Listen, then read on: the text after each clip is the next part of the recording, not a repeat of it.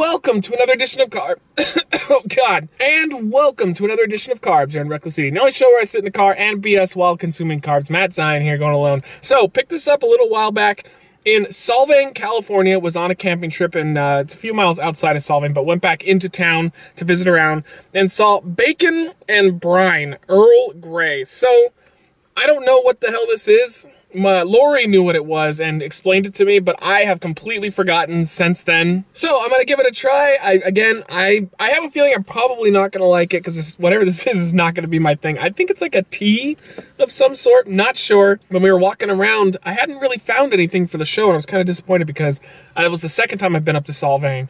And they had a lot of different shops that had foods and stuff that was interesting. And this one was just nothing was really speaking to me. And then we saw this young hipster couple walking out of a building, and they had this. And we thought, for a second, I thought it said bacon and wine. I thought they were drinking booze. And I'm just like, oh, let's go in there and look at that. And then we found out it's non-alcoholic and whatnot. And the people running it, by the way, super, super nice. So let's go ahead and try this. Bacon and Brine, like I said, in Solvang, California. If they have a website, I'll try to put it in the description down below. Again, I'm kind of scared because I don't venture out into this territory at all, but let's give it a smell. Kind of smells like vinegar. All right, let's do it. Bacon and Brine. Oh, I'm nervous. I bet Lori would love whatever this is, and I'm not, but let's go. It does taste a little bit like vinegar, like the smell when you're dipping eggs and stuff. It's oddly good, though. It does have a hint of weird. It's a little weird, but I don't know what it is about it. I kind of like it. This is definitely not something that I would think I would enjoy, but there's something about it that's actually a little bit refreshing. It's kind of odd. It's almost like vinegar meets some Sprite. I don't really taste bacon in there.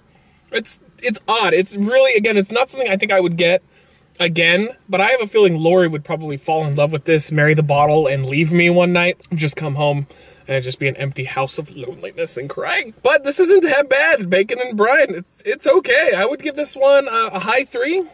To me, this is, if I was not in the mood for water and I want a little bit of flavor, something to drink, because a lot of times when you're drinking water for a long period of time, you start to get sick of it. But then I would grab this. It's got a nice little flavor to it. Like I said, it is a little odd at first, but for some reason I keep taking more sips. Yeah, it's not bad. It's odd.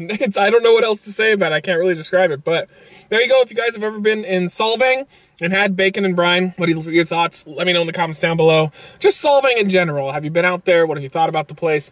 It's a nice little town to visit. I enjoy it. But there you go, guys. Thank you for joining me for this edition of Carbs here on Reckless Eating. We'll see you next time. Reckless Eating! Reckless Eating.